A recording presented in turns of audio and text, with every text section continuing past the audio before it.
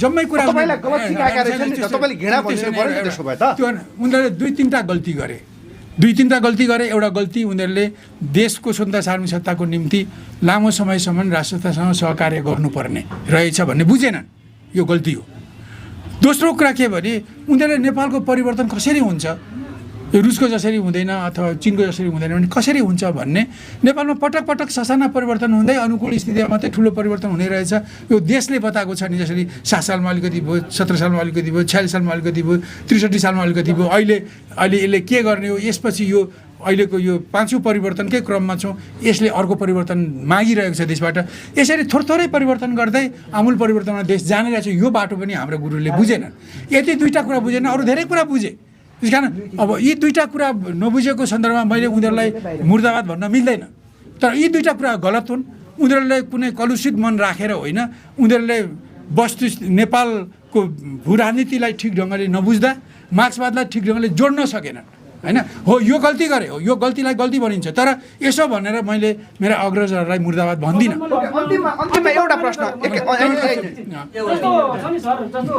Communist बिग्रेको चाहिँ कि त मोहनचन्द्र अधिकारी जस्ता हुन्छन्, अब कि त तपाईँ जस्ता राजावादी भएर सकिन्छन् भन्ने आरोप तपाईँहरू। झुटो कुरा हो। अनि तपाईँ कस्तो मान्छे, तपाईँलाई अनि एउटा सुन्नुहोस्, तपाईँ एउटा सुन्नुहोस्, तपाईँलाई मैले मूर्ख भन्नु मिलेन, तपाईँ पत्रकार विद्वान हुनु भन्दै मिलेन। एउटा कुरा मैले एउटा कुरा हेर्नु, अनि देशको अनि एउटा सुन्नुहोस् न, तपाईँले यही भन्नु, अब एउटा सुन्नुहोस् न, यही भन्नुहोस् न, म मार्क्सवादी हो, म राजावादी हो, कति वर्ष भयो? तर एउटा कुरा के भने देशको सुन्नुहोस् न, भन्न दिनुहोस् न तपाईँ, भन्न दिनुहोस् न तपाईँ। होइन, हजुरको उमेर कति वर्ष भयो? 140 वर्ष भयो। होइन, हजुरले हामी जस्ता मान्छेलाई हामीलाई छोड्दिनु, भन्न दिनुहोस् न मलाई, भन्न मैले बुझेँ। एउटा सुन, अनि एउटा कुरा के भने होइन, मैले भनेको छैन, मैले उहाँलाई मूर्ख पनि भन्न सकिनँ, विद्वान पनि भन्न सकिनँ, उहाँ पत्रकार हो। तर के भने मैले अहिले म राजावादी होइन। अहिले देशको स्वतन्त्रता सार्वभौमिकता अखण्डतालाई जोगाउन सम्पूर्ण रङ्क र राजा मिलेर मात्रै जोगाउन सकिँदो रहेछ। यो कसरी राजावादी हो? यो नेपालको राजा, अब हिजो विस्थापित गरेको राजा, अहिले त विस्थापित छन्, अहिले विस्थापित छन्। अहिले एउटा कुरा एउटा विस्थापित छन् होइन, नेता भने यस्तो पनि हुन्छ। एउटा कुरा सुन्नुहोस् अनि एउटा कुरा सुन्नु, तपाईँहरूले वक्ताको कुरालाई जस्ताको तस्तै सुनेर त्यसपछि तपाईँले विचार बनाउनु भए ठिकै छ, होइन भने तपाईँ एउटा आग्रह छ मलाई, तपाईँ सुन्नुहोस्, होइन मैले एउटा सुन्नु, अब म अरूको भन्दिनँ, म तपाईँकै भन्छु।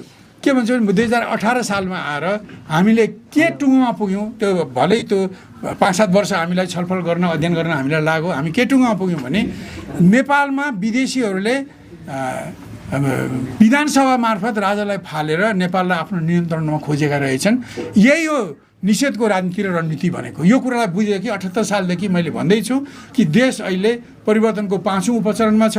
यो 5औँ उपचरण भनेको सारा देशभक्तहरूले मिलेर देश जोगाउने, स्वतन्त्र सार्वभौमिकता अखण्डता जोगाउने, देशलाई समृद्धि र शान्तिको बाटोमा अगाडि लाने हो भनेर मैले 78 सालदेखि मैले भन्दै आएको छु। यो भन्नुको माने के भने त्योभन्दा हिजो मैले जे बुझेँ त्यो गलत थियो होइन। मैले अनि अहिले देशको स्वतन्त्रता सार्वभौमिकता अखण्डता जोगाउनको लागि 2063 सालमा राजाले जनतासँग जुन सम्झौता गरे, 7 दल माओवादीसँग मिलेर राजाले जुन राजकीय सत्ता र सार्वजनिक सत्ताको स्रोत जनता हो भन्ने कुरालाई राजाले पनि स्वीकार गर्नुभयो, प्रतिनिधि सभालाई पुनर्स्थापना गर्नुभयो। वैशाख 64 सालको वैशाखमा उहाँले त्यसको 63 सालको वैशाख 15 गते संसद बोलाउनु भयो। त्यस आन्दोलनको नेता गिरिजालाई शपथ खुवाउनु भयो। 2047 सालको संविधानमा उभिएर अब राजा रहने किसिमको सम्झौता थियो, तर दलहरूले बाह्य शक्तिहरूको भन्न उनीहरूको दुरुत्साहनमा, उनीहरूको दबाबमा, उनीहरूको आवश्यकतामा काम गरे। त्यो गर्नेमा पहिलो नम्बर भनेको प्रचण्डको नेतृत्वको माओवादी हो। त्यसले आफ्नो जुवामा काङ्ग्रेस र एमालेलाई जोत्यो र हली भएर प्रचण्डले यहाँ राजालाई फालेर देशलाई विदेशीको कन्ट्रोलमा लाने काम गरे। अहिले तपाईँ देख्दै हुनुहुन्छ बालेन्द्रले यसको त नेता मै हुनुपर्ने रहेछ भन्न आएका छन्। तिनको कुनै ठेगाना छ? त्यही कारण एउटा कुरा के बुझ्नुहोस् भने यो गलत कुरा हो। र एउटा अब यसो नयाँको लहर आएपछि तपाईहरुलाई राजा चाहिएको कुरा अनि यसो कुरा के हो भने जब कुरो बिग्रिन्छ होइन एउटा नेपाली उखान छ नि ठेस लागेपछि बुद्धि बढ्छ सक्छ नि ठेस लाग्यो नि त देशमा ठेस लाग्यो होइन यसो देशमा ठेस लाग्यो देशमा ठेस लाग्यो हैन तपाईहरुलाई अनि एउटा अनि म त अनि यो अहिलेदेखि अनि ऐसा तपाईँले तिथिमिति बुझ्नुहुन्न भने 2078 सालमै हामीले पास गरेका हौँ र त्यसमा अनि एउटा के हो भने अनि अहिले राजा जुन राजवंश शाह राजवंश जसले नेपालको एकीकरण गर्यो यदि राजा फर्कने हो भने तिनै हुन्छ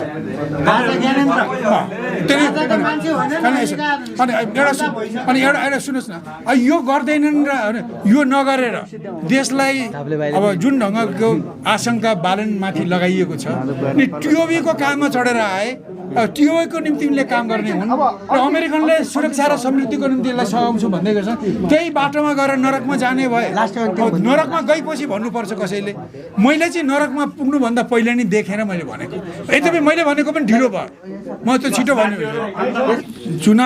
चुनावको एउटा सुनामी आयो जुन सुनामीको सृजना चाहिँ सर्जकहरू चाहिँ पुराना पार्टीहरू रहे नेपाली काङ्ग्रेस नेकपा एमाले माओवादी केन्द्र यस आदिहरूले 46 सालपछि विशेष गरी 2072 सालको संविधान आए पश्चात उनीहरूले जुन ढङ्गले जनताका समस्याहरू गरिबी महँगी बेरोजगारी दण्डहीनता आदिको पक्षमा जुन काम गर्नुपर्ने हो सो गरेनन् बेरोजगारी यति बढो कि करोडको सङ्ख्यामा युवाहरूले विदेशमा रोजगारीको लागि जानु पर्यो अब सुशासन भएन डेलिभरी भने जनताले पाउनुपर्ने सेवा पाएनन् जति त्यसको कम्प्लेन गरे पनि दमन बाहेक अर्को कुनै उपाय रहेन त्यस्तो कुराले गर्दा जनता चाहिँ यी ठुला दलहरूको शासन खास गरी संविधान आएदेखि 2072 सालको असोजपछि यी दलहरूको जुन शासन भयो यिनीहरूले संसदीय व्यवस्थाको शासन होइन उनीहरूले भागभण्डाको व्यवस्थाद्वारा शासन गरे सत्तामा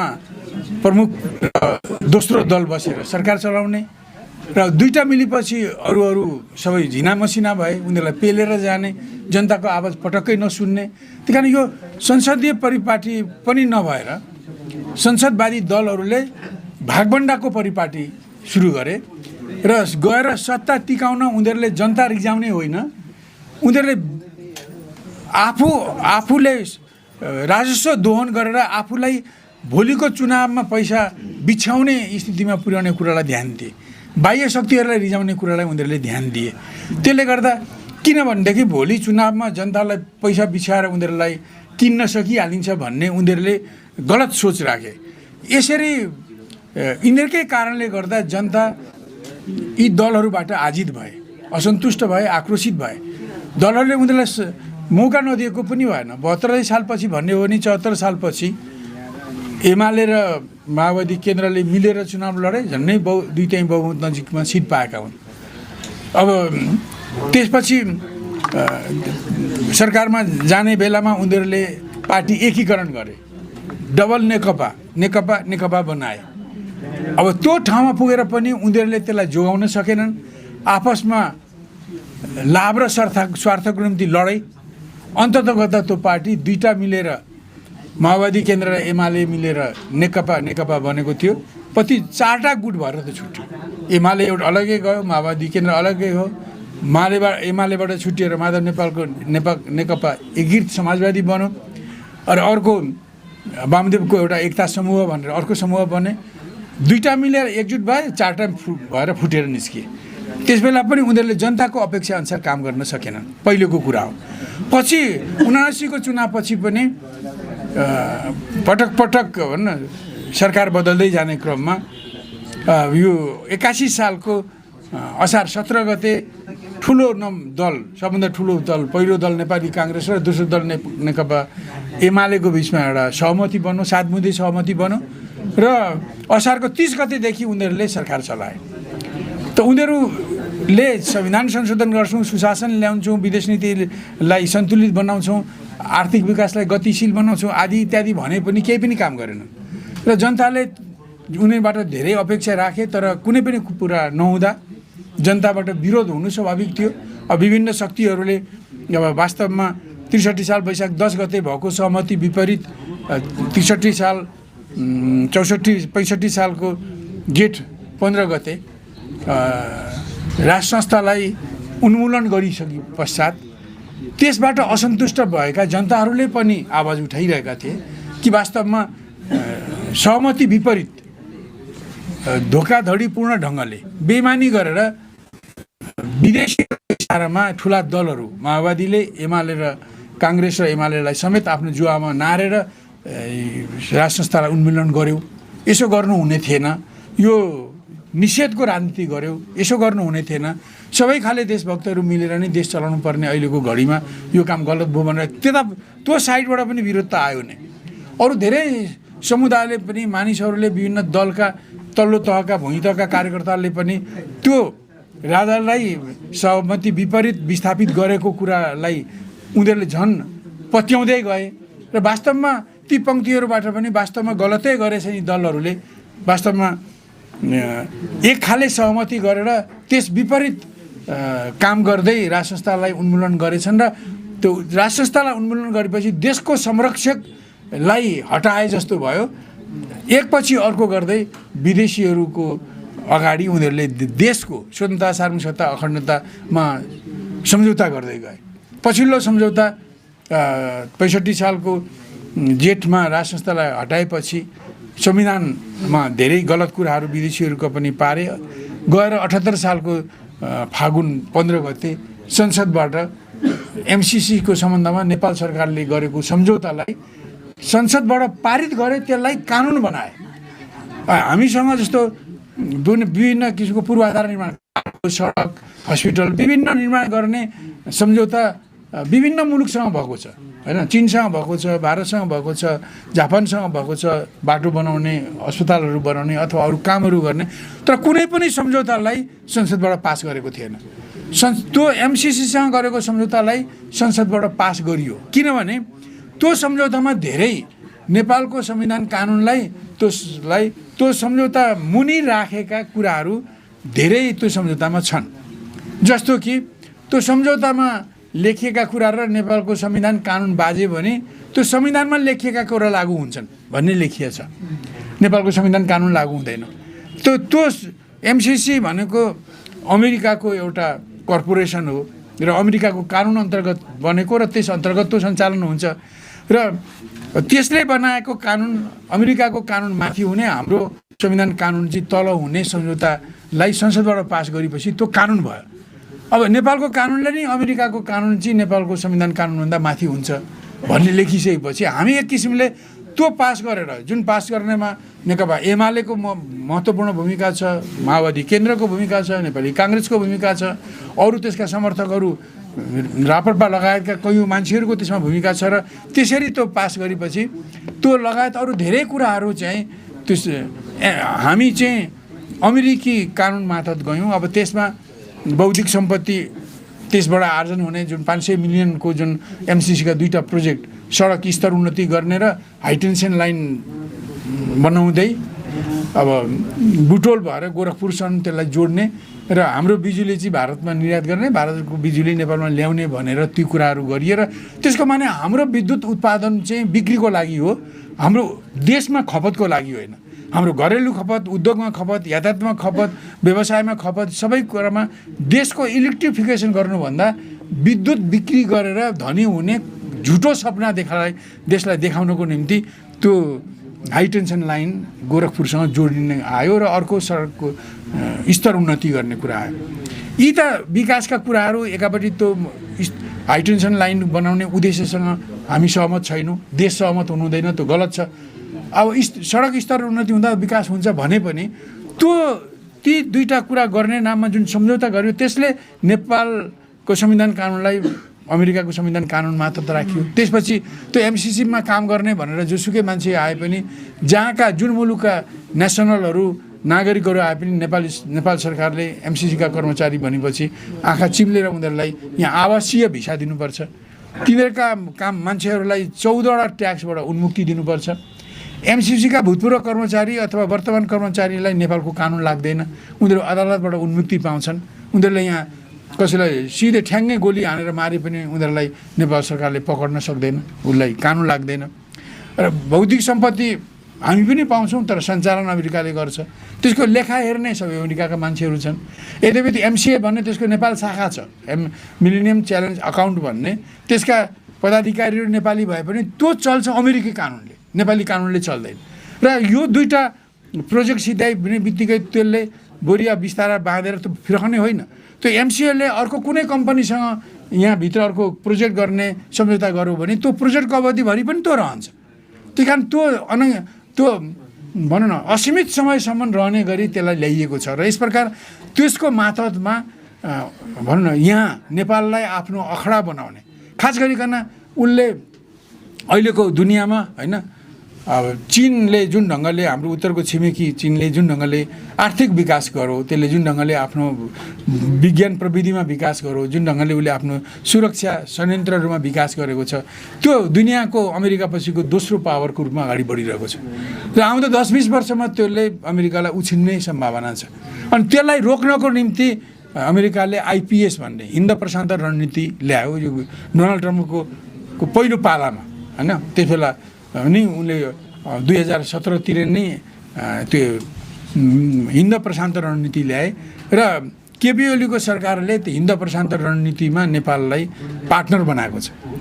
अनि यस प्रकारले अमेरिकाले चाहिँ आफ्नो विरोधीलाई रोक्नको निम्ति नेपाललाई प्रयोग गर्न MCCलाई यहाँ पठाएको हो र त्योसँग गरेको सम्झौतालाई कानुन बनाएको हो, संविधानबाट पारित गरेर। त्यो चाहिँ अत्यन्त खतरनाक कुरा हो। त्यसले गर्दा उनीहरूले चाहिँ भनौँ न 46 सालदेखि नै ठुला शक्तिहरूलाई यहाँका दलहरूले, ठुला दलहरूले लोभ्याउँदै गए, आकर्षित गर्दै गए। त्यस्तो 2031 सालमै राजा वीरेन्द्रले अगाडि सारेको शान्ति क्षेत्रको प्रस्तावलाई 46 सालको आन्दोलनमा भारतले सहयोग गरे बापत भारतको दबावको अगाडि त्यसलाई खारेज गरियो।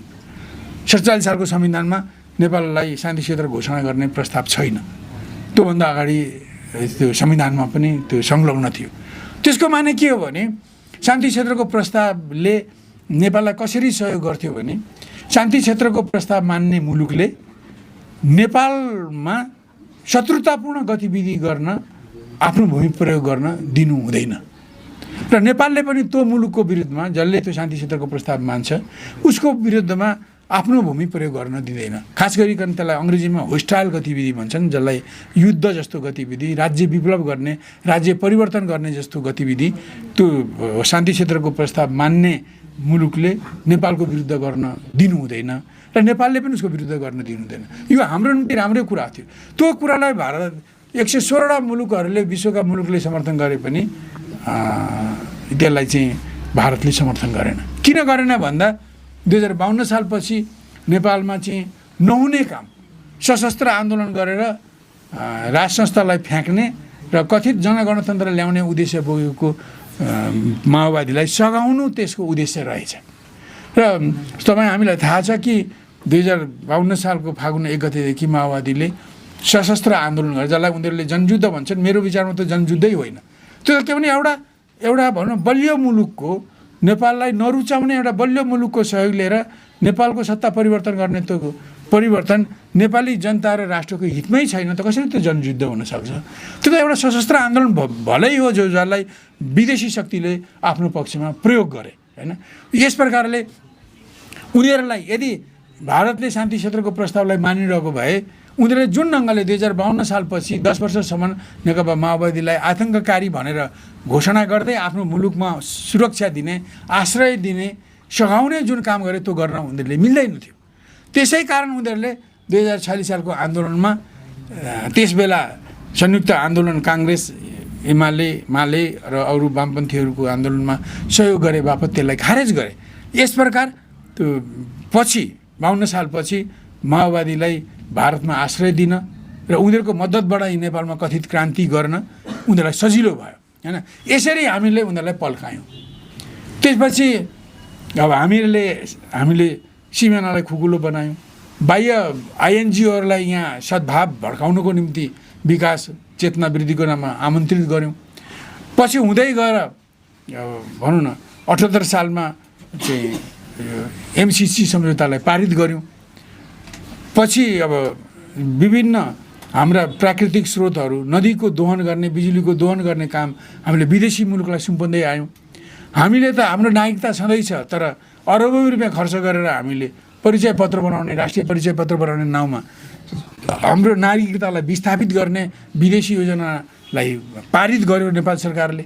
त्यति मात्रै नभएर यो इम्पोस्ट नम्बर होइन, यहाँ 200-300 रुपियाँमा गाडीको भनौँ नम्बर टाँस्न सकिने ठाउँमा 5-6 हजार तिर्ने गरी स्टिकर त्यो टाँस्नुपर्ने भयो र त्यसमा चाहिँ जुन भनौँ न सबै विवरणहरू, व्यक्तिगत विवरणहरू, सुरक्षाहरू, जो लोकेसनहरू त्यो राखेको हुन्छ त्यसमा चिपमा, त्यसले कुनै पनि मान्छेको जीवन चाहिँ असुरक्षित रहने भयो।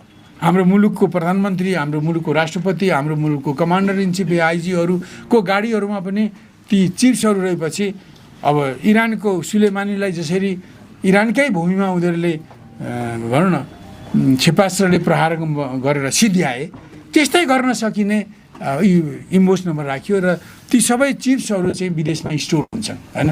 यसरी एकपछि अर्को गर्दै यी देशका अधिकारहरू बिक्री गरेर हामी कमजोर हुँदै आयौँ।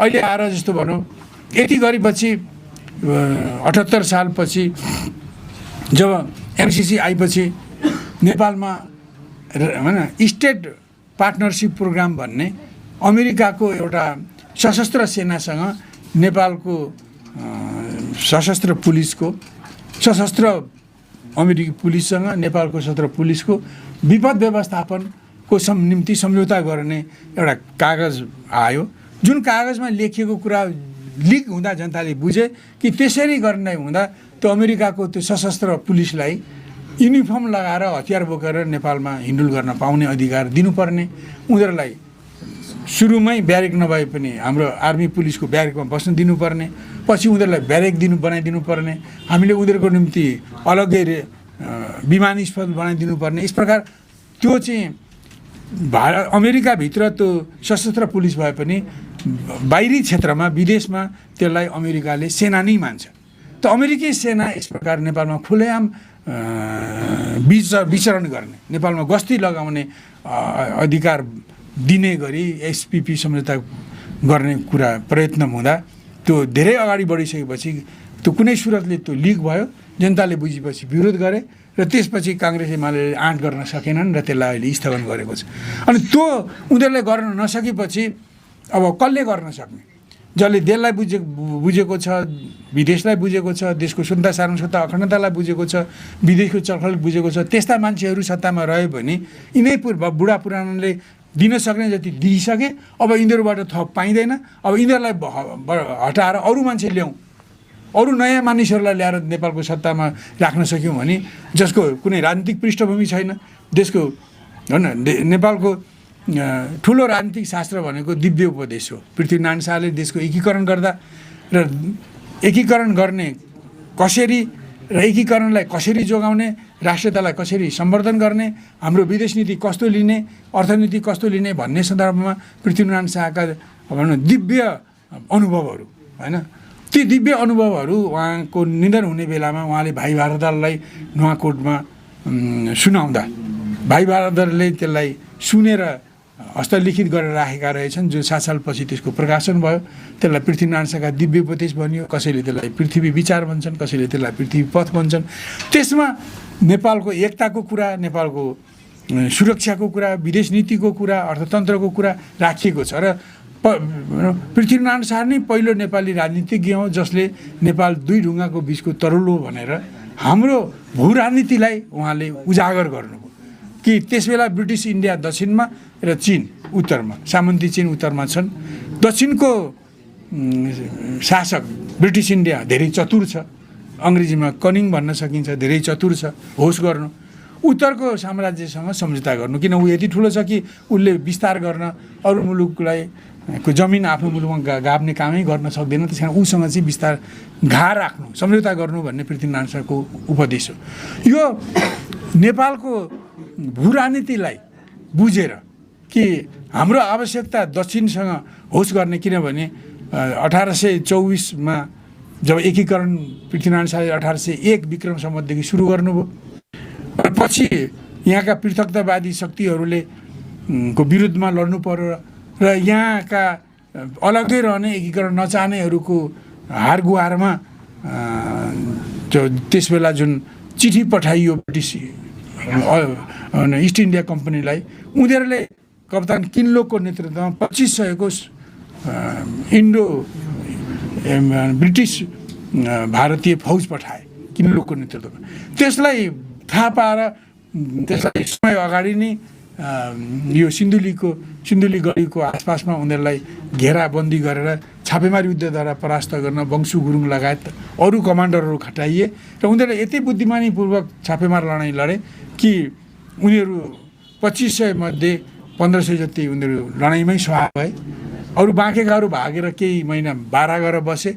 पछि इस्ट इन्डिया कम्पनीले फिर्ता गरेपछि गए र उनीहरूले 400-500 भन्दा बढी आधुनिक हतियार भनेको बन्दुकहरू छोडेर गए, जसले पृथ्वीनारायण शाहको एकीकरणको सेनालाई मद्दत पुर्यायो। त्यहाँ यदि पृथ्वीनारायण शाहले त्यो छापेमार युद्ध लडेर उनीहरूलाई परास्त नगरेको भए र उनीहरू त्यो सिन्धुली गढीको बाटो हुँदै काठमाडौँमा आएर कुण्डली जमाएर बस्थे भने, यो मलिलो ठाउँमा यो धनी ठाउँमा कुण्डली जमाएर बस्थे भने अरू वरिपरिका सानातिना गोर्खा जस्तो राज्यले उसलाई जित्न मुस्किल पर्थ्यो र नेपालको एकीकरण नै सायद हुँदैन थियो होला, कयौँ इतिहासकारहरू यो भन्नुहुन्छ होइन। हो, त्यस्तोको विरुद्धमा लडेर एकीकरण भयो। पछि 71-72मा 11 ठाउँबाट हमला गरे। टिस्टादेखि लिएर नारायण बुटोलसम्म हामीले जित्यौँ। पश्चिमको भागमा हामीले केही हार्यौँ र त्यो काठमाडौँमा चढाइ गर्ने हल्ला फिजाएर उनीहरूले सम्झौता गरे, जसलाई सुगोली सन्धि भनिन्छ, जसले हाम्रो 1/3 भूमि जहाँ हामीले नहारेको ठाउँमा पनि तिस्ता खोलो सिमाना भएको ठाउँमा मेचिला खोलो बनाइयो र त्यो यतापट्टि जमिन हडपियो। पश्चिमपट्टि केही हारे पनि उनीहरूले महाकालीमा हाम्रो सिमानालाई सुम्पिदिए। गङ्गादेखि माथि अहिलेको 10 गजामा यो सिमानालाई साँगुरो बनाइदिए। यस प्रकार सुगोली सन्धि गरेर पनि नेपाल जोगिएको होइन। त यस्तो ढङ्गले त हामी आएको मुलुकमा पृथ्वीनारायण शाहले जुन ढङ्गले देशको राष्ट्रियताको सम्वर्धन गर्ने, एकीकरण गर्ने, राष्ट्रियतालाई सबल गर्ने र नेपालले आफ्नो भूरान्तिक कारणले गर्दा हामीले अरू मुलुकमाथि जाइ लाग्ने होइन, आफ्नो डिफेन्समा लडाइँ लड्ने, जाइ कटक नगर्नु, झिकी कटक गर्नु, आफ्नो सुरक्षामा बस्नु भने दक्षिणकोसँग बढी होस भएर उत्तरसँग सम्झौता गर भने उनले भनौँ डाँडा डाँडामा किल्ला बाँधेर बस्नु र उनीहरूलाई भित्र चढाइ गर्न नदिनु भने, देशभित्रै उत्पादन गर्ने र बरु आफ्ना मान्छेलाई सिप सिक्न बाहिर पठाएर भए पनि उनीहरूको सिपलाई यहीँ प्रवर्धन गरेर देशको विकास गर्ने, आत्मनिर्भर हुने। अब यो साहित्य संस्कृतिबाट पनि विदेशीहरूले हामीलाई कमजोर बनाउँछन्। बरु हामीले आफ्नै मुलुकका विभिन्न जातिका संस्कृतिहरूलाई, चाडबाडहरूलाई, नाचगानहरूलाई उहाँले उल्लेखै गरेर नेवारहरूको नाचगानहरूलाई मन पराउनु भयो र भन्नुभयो कि उनीहरूकै नाचगान हेर्नु बरु पैसा पनि देशमै रहन्छ, दिमाग पनि भ्रष्ट हुँदैन। यस्ता नीति लिएर उहाँहरू जान्नुभयो। देशको विकास गर्ने, कुनै ठाउँमा खानी छ भने खानी गाउँ हटाएर भए पनि खानी खन्नु र उत्पादन हुने जग्गा जमिन नमास्नु, यस्ता आर्थिक नीतिहरू दिएर नेपालको एकतालाई बलियो बनाउने, नेपाललाई सुरक्षित राख्ने, नेपाललाई आत्मनिर्भर बनाउने, नेपाललाई समृद्ध र बलियो बनाउने उहाँले जुन नीति लिनुभयो ती नीतिहरूलाई अप्नाएर जानुपर्नेमा होइन, ती नीति विपरीत काम पनि भए। जुन अघि मैले चर्चा गरेँ कि अघि उल्लेखै गरेँ शान्ति क्षेत्र त्यस्तै पृथ्वीनारायण शाहले भने जस्तै गौडामा आफ्नो फौज बाँधेर राख्नु भने जस्तै वीरेन्द्र राजाले त्यही नीतिबाट अगाडि बढ्दै उहाँले नेपाललाई शान्ति क्षेत्रको कवचबाट सुरक्षित राख्ने कोसिस गर्नु, जसलाई यहाँभित्रका भनौँ न बाह्य शक्तिका मतियारहरू त्यसका विरोधमा गए र बाह्य शक्तिले त्यसलाई खारेज गर्न लगायो आदि इत्यादि गरे। दलहरूले जुन ढङ्गले राष्ट्रको हितलाई चाहिँ 46 सालदेखि सम्झौता गर्दै गए र 46 सालपछि चाहिँ जुन ढङ्गले देशमा यो चाहिँ परिवर्तनको ट्रान्सफर्मेसनको राजनीति गरिएन, सत्तामा पुग्ने र सत्ता जोगाउने राजनीति गरियो। तपाईँलाई थाहा छ कि काङ्ग्रेस बहुमतमा हुँदाहुँदै त्यहाँ 74 र 3600 त्यहाँ देखा परे, त्यहाँ त्यो स्थिति आयो। तत्कालीन मालेले पनि त्यो स्थिति आउनको निम्ति अनुकूल बनायो र दुईचोटि कृष्णप्रसाद भट्टराईको विरुद्धमा लडेर उनलाई पराजित गरेर गिरिजा जो चाहिँ यो सत्ताको राजनीति गर्थे उनको हात बलियो बनाउने काम परोक्ष रूपमा एमाले पनि तत्कालीन गरेको देखिन्छ। त्यस्तो नगरेको भए सायद नेपालको पोलिटिक्स अर्कै ढङ्गले जान्थ्यो होला। अनि सत्ताको राजनीति भएपछि के हुन्छ, मान्छे स्वार्थी हुन्छ, उसले सिद्धान्त छोड्छ, उसले आफ्नो फाइदा हेर्छ।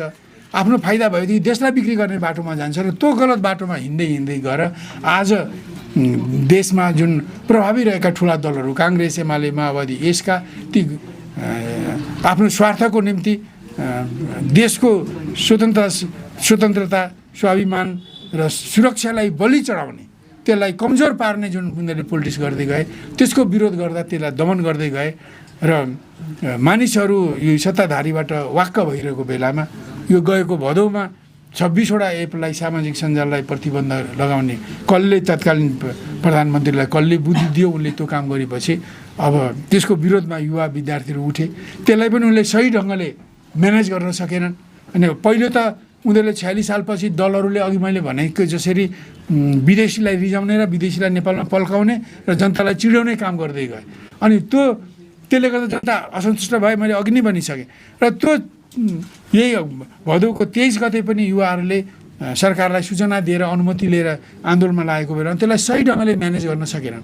सुरक्षाको रणनीति अनुसार उनीहरूलाई कन्ट्रोल गरेनन् विगतकालमा जस्तो। र एउटा स्थिति यस्तो बनाए कि आन्दोलनकारीहरू त्यस बेला संसद भवनभित्र पस्न सके र संसद कम्पाउन्डभित्र पसेपछि त्यहाँबाट पनि भित्र पस्ने उनीहरूले प्रयत्न गर्दा कर्फ्यू लगाइयो। कर्फ्यू लगाएपछि पुलिसलाई गोली हान्ने, निश्चित अवस्थामा गोली हान्ने अधिकार पनि रहन्छ। कसैले केही नभने पनि त्यो कर्फ्यू आदेश तोड्नेहरूको विरुद्धमा गोली चलाउँदा धेरै युवाहरूको लगभग 20 जना जतिको पहिलो दिन नै हत्या भयो। र त्यसबिचमा कतिपय गलत तत्त्वहरू पसेर पनि उपद्रव गरे होलान्। त्यो किसिमको स्थिति सिर्जना गर्ने र त्यस्तो गलत तत्त्व पस्छन् भने पनि त्यसलाई रोक्ने काम त सरकारकै हो। यी दुइटै काम सरकारले गर्न सकेन र त्यत्रो नरहत्या भयो। त्यसको प्रतिक्रिया स्वरूप भोलिपल्ट देशव्यापी रूपमा 1 खर्ब जतिको सम्पत्ति नोक्सान गर्ने तोडफोड आगजनी भयो। यी सब कुराहरूले गर्दा देशमा त्यसपछि जुन एउटा यथास्थितिवादी सरकार बन्नु कार्की सुशीला कार्कीको नेतृत्वमा त्यो सरकार बन्ने जग भनेको त्यो नवयुवाहरूले गरेको निर्दोष नवयुवाहरूको विद्रोह हो, जसलाई सरकारले ठिक ढङ्गले म्यानेज गर्न नसक्दा त्यसलाई बाह्य शक्तिले प्रयोग गरे। ती बाह्य शक्तिहरू को छन् भनेर कसैले सोच्छ भने कसैले जवाब दिनै पर्दैन। गरेर मोटर बाइक, ठुल्ठुला मोटर बाइक हुइक्याउँदै आउने मान्छेहरूको नाम उनीहरूले नै कालो ज्याकेटमा लेखेर आएका थिए, टिओबी भनेर, टिबेटन ओरिजिनल बर्ड। हामी तिब्बती वंशका हौँ, हामीलाई हाम्रो देश चाहियो, हाम्रो देश दे भनेर माग गर्ने मान्छेहरू त्यो आन्दोलनको पछि रहेछन्। र त्यो आन्दोलन गर्ने मान्छेहरूको एउटा उनीहरूको विखण्डनकारी तथाकथित फ्री टिबेटको राजधानी भारतको धर्मशाला भाग्सुमा छ। तिनीहरू मान्छेहरूले त्यसलाई साथ दिएका रहेछन्। पछि सुशीलाको सरकार बनेपछि त्यसका संरक्षक दलाल लामाले सुशीला सरकारलाई शुभकामना पठाए। त्यस्तै तथाकथित प्रधानमन्त्रीले शुभकामना पठाए। तिनीहरूको पछाडि को छ जसले त्यहाँ बस्न ठाउँ दियो? त्यो भनेको भारत सरकार हो। त्योभन्दा पछाडि को छ अझै? उनीहरूलाई पैसा फन्ड गर्ने सरकार हो, त्यो भनेको अमेरिका हो। त्यो पछाडि धर्मशाला भाग्सु, दिल्ली र वासिङटन रहेछन्, जसको भुइँ चढेर त्यसपछिका उपद्रवहरू, त्यो दमन र त्यसपछि तोडफोड आगजनीहरू गरियो। र त्यसकै कन्टिन्युएसनमा त्यसलाई जुन रिक्तता आयो त्यसलाई सुशीला कार्कीको नेतृत्वमा एउटा सरकार बनाइयो। त्यसलाई निर्दलीय भने पनि आखिरमा त्यो रासोपाको सरकार रहेछ। किनभने त्यसपछि छुटेर जसले चुनावमा गए ती सबै रासोपाका उम्मेदवार भए, कुलमान सिंह बाहेक। उनी पनि 10-11 दिन रासोपाकै मेम्बर थिए, तर बालेनलाई प्रधानमन्त्री घोषित गरेपछि उनी अलगिएर उनले उज्यालो पार्टीका नेता भए। ती सबै त्यो रासोपाको सरकार रहेछ र उसले जुन ढङ्गले अहिले यो परिवर्तन भयो, यस परिवर्तनमा बाह्य शक्तिको रणनीतिमा चलेर ठुला दलहरूले, मैले फेरि किन नाम लिउँ, काङ्ग्रेस, एमाले, माओवादी, यस र तिनका सहयोगीहरूले जुन ढङ्गले 46 साल विशेष गरी 72 सालको संविधान आएपछि जुन ढङ्गले शासन गरे, त्यसले जनतालाई असन्तुष्ट र आक्रोशित बनायो। एउटा कारण यो हो। र तिनीहरूको असन्तुष्ट र आक्रोशलाई कोही पनि नेपाली शक्तिले प्रयोग गर्न सकेन, सदुपयोग गर्न सकेन। ती उनीहरूको असन्तुष्ट र आक्रोशलाई नेतृत्व गर्ने देशभक्त शक्तिहरू हुन्थ्यो भने, अगाडि आउँथे भने सायद यो किसिमको ठाउँमा देश पुग्दैन थिएन होला। तर त्यसबेला यी ठुला दलको माध्यमबाट देशमा जनतालाई भ्रष्टीकरण गर्ने कामहरू बाह्य शक्तिले सिकाएर यिनै दलका कामबाट भ्रष्टीकरण भएको स्थितिमा मानिस पैसाको पछाडि गए, सिद्धान्तको पछाडि होइन, देशको पछाडि होइन।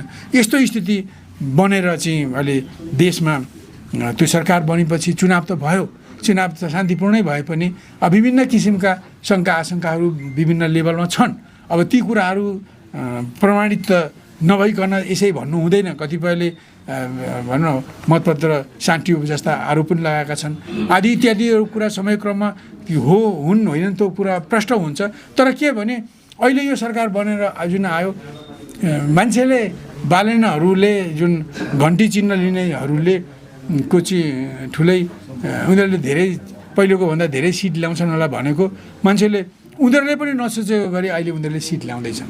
अहिले कमसेकम 125 सिट प्रत्यक्षमा ल्याउने अनुमान गरिन्छ र उनीहरूले जुन ढङ्गको समानुपातिकमा ल्याउने छन् त्यसले उनीहरूलाई 184 पुग्ने अथवा 2 चाहिँ कटाउने सम्भावना पनि त्यो देखिन्छ होइन।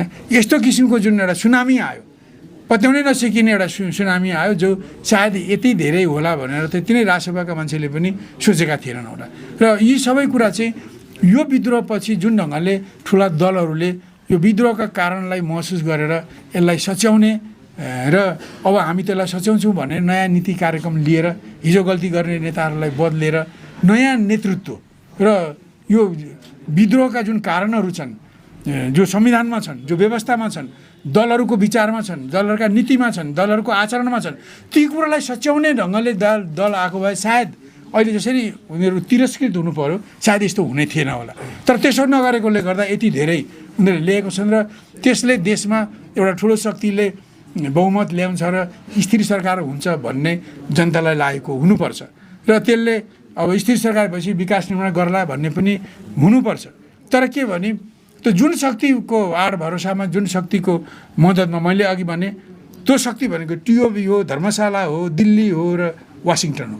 तिनीहरू पछाडि रहेर यो जुन परिवर्तन जेनजीको आन्दोलन पछिको तोडफोड भयो, यथास्थितिवादी सरकार बन्यो, त्यसपछि चुनाव भयो र अहिले जुन सुनामी आएको छ ती सबको पछाडि ती शक्तिहरू छन् र ती शक्तिहरूले यहाँ स्पष्ट अहिले एमएसीले स्पष्ट अमेरिकाले आफ्नो इच्छा जाहेर गरेको छ कि अब बन्ने सरकार बालेनको यो राष्ट्रिय स्वतन्त्र पार्टीको सरकारसँग हामी सहकार्य गर्नेछौँ, नेपालसँग समृद्धिको वृद्धि र सुरक्षाको निम्ति सहकार्य गर्नेछौँ। सुरक्षा ठिक छ, समृद्धिको विकासको निम्ति सहकार्य गर्ने कुरा त ठिकै कुरा हो, तर नेपालको के को निम्ति अमेरिकाले नेपाललाई सुरक्षा दिनुपर्ने? नेपालले आफ्नो सुरक्षाको निम्ति उसले आफूलाई अनुशासित राख्ने र आफ्ना दुवटै छिमेकीलाई नचिड्याउने होइन। दक्षिणको छिमेकीलाई पनि नेपालले नचिड्याउने सरकारले र उत्तरको छिमेकीलाई पनि नचिड्याउने।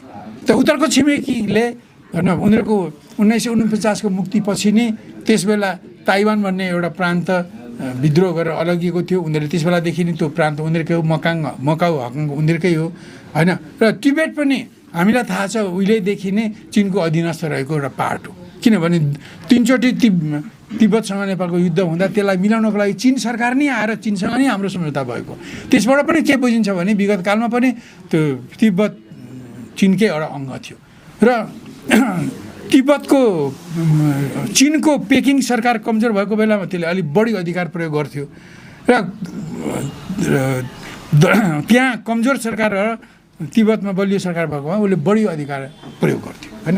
यस्तो किसिमको एउटा स्थितिबाट त्यो गुज्रिएको र 1952मा तिब्बतको स्वतन्त्र मुक्ति पछाडि 1959मा चीनको विरुद्धमा बगावत गरेर दलाई लामा त्यहाँबाट भागेर भारतको धर्मशाला बाक्सुमा आएर बसेका छन्, जसका मानिसहरू टिओबीको छाप लगाएर अस्तिको आन्दोलनमा आए। हामीले यो प्रश्न गर्नु, त्यसकारण हामीले यो हाम्रो भू राजनीतिक आवश्यकता हो कि हामीले चीनको एक चीन सिद्धान्तको विपक्षमा जानु हुँदैन, किनभने त्यो एक चीन भनेर उसले जसलाई दाबी गरेको छ त्यो चीनकै हो भन्ने कुरा हामीलाई थाहा छ। किनभने तिब्बतको मैले अघि कुरा भनिसकेँ, हङकङ मकाउ पनि तिब्बतकै हो, जसलाई औपनिवेशिक कालमा विदेशीहरूले आफ्नो त्यसलाई आफ्नो अधीनमा ल्याएका थिए, जो पछि उनीहरूले फिर्काए। ताइवान त उनीहरूको आफ्नै हो, त्यहाँ पछि 49 पछि कुइन्टाङ मुख्य भूमिबाट छोडेर त्यहाँ गएर बसेको र उहाँ त्यहाँ अड्डा जमाएर बसेको छ, त्यो पनि चिनकै अङ्ग हो। त्यस कारण एक चिन सिद्धान्त अमेरिका चिनको सुरक्षाको सिद्धान्त हो र हामीले उसको सिद्धान्त यो न्यायोचित सिद्धान्त हो। आफ्नो भूमि चिनका भूमिलाई चिनले एकीकृत गर्नु उसको स्वाभाविक कर्तव्य हो। अब कसरी उनीहरू छुटेका थिए र कुन उपायले गर्ने हो, कति समय लाग्ने हो, त्यो उनीहरूको बेग्लै विषय हो होइन। त उनीहरूले भनेका छन् कि हामी सकेसम्म शान्तिपूर्ण ढङ्गले एकीकरण गर्छौँ, शान्तिपूर्ण भएन भने बल पनि प्रयोग गर्छौँ, तर बल प्रयोग गर्ने आवश्यकता नआओस् भन्ने हामी सजग छौँ भन्ने उनीहरूको भनाइ छ। तर उनीहरूका अघि मैले नाम लिएका ती सबै भूमिहरू चिनका भूमि हुन् र ती भूमि चिनमा एकीकृत हुनुपर्छ। अनि यो कुरालाई हामीले 7 सालको परिवर्तन पश्चात 1955 अगस्टमा चिनसँग हाम्रो दौत्य सम्बन्ध स्थापित भयो। तबदेखि अहिलेसम्म पनि हामीले मान्दै आएका छौँ। अहिले यो टिओबीको आन्दोलनपछि जुन ढङ्गले यहाँ तथाकथित फ्री टिबेट, तथाकथित धर्मशाला भाग्सुमा निर्वासित सरकारको अड्डा राख्ने, राजधानी राख्ने शक्तिहरू जसरी नेपालमा प्रवेश भए, पछि हुँदै आएर जसरी यहाँ रिम्पोचीहरू आए, नेपाल सरकारको भनौँ न ले तिनीहरू आउन दियो र अहिले पनि त्यसले चिनलाई चिन्तित बनाएको छ कि चिनको दक्षिणपट्टिको सिमाना असुरक्षित रहने भयो। उनले बार होसियार गरेका छन् कि हाम्रो सीमालाई असुरक्षित नबनाउनुहोस्, तपाईँ स्वतन्त्र रहनुहोस्, हाम्रो तपाईँहरूको नीतिलाई पालन गरेर आफू स्वतन्त्र भएर बस्नुहोस् र हाम्रो सुरक्षालाई भनौँ न नोक्सान गर्ने अथवा खतरा पुर्याउने काम नहोस् भनेर बार उनीहरूले भनिरहेका छन्। यदि नेपालमा यो अहिले आउने सरकार जो टिओबीहरूको घोडा चढेर आएको छ, यसले भोलि फ्री टिबेटको निम्ति हाम्रो भूमिलाई प्रयोग गर्न दिने हो कि भन्ने ठुलो आशंका जनतामा छ। ठिक छ, उनीहरू धेरै मत ल्याए, यो ठुला दलहरूको अयोग्यताले गर्दा ल्याए, तर उनीहरूको यदि उद्देश्य देशभित्र उनीहरूले केही राम्रै पनि काम गर्लान्, भ्रष्टाचारीमाथि कारवाही पनि गर्लान्। एकैचोटि है महाकाली साझा हो, महाकाली साझा हो, पानी आधा हो भन्ने नारा एकातिर गाउँलेहरूलाई देखाउने, अर्कोतिर भित्रै महाकाली नदी जो बेच्नुभयो, अहिले चाहिँ सुब्बोको जनता महेन्द्रनगरको पानीकै लागि उहाँ लडिरहेछन्, जसको लागि अहिले अब किन्न त सबै कुरा इन्डियाबाट छ, भारतबाट नै छ, पानी पनि इन्डियाबाट किन्ने बनाइसक्यो। त्यो त्यतिखेरको तपाईँहरूको सम्झौताले यसमा केही भन्न चाहनुहुन्छ? एकदम हामी त्यसको विरोधमा थियौँ। एमाले भित्र हामी 19 जना त्यसलाई हामीले बहिष्कार गऱ्यौँ। हामी त महाकाली सन्धि यो राष्ट्रघाती हो, पानी बिजुलीमा भन्यो यो असमान छ भनेर त्यसलाई पास गर्नु हुँदैन। त्यो लिम्पियाधुरालाई काली नदीको सिमाना देखाइएन, अधिकांश ठाउँमा नेपाल भारतको सिमाना मात्रै देखाइएको थियो, त्यसको हामीले विरोध गरेका हौँ। हामीले त्यसको जुन असोज 3 गते दिउँसो एमालेको पार्टी कार्यालयमा मनमोहन अधिकारी बिरामी हुनुहुन्थ्यो र वैकल्पिक सदस्यको नाउँमा 4औं 5औं ठाउँमा देवराज घिमिरे थिए, हिरेन्द्रलालको नाम 1 नम्बरमा थियो।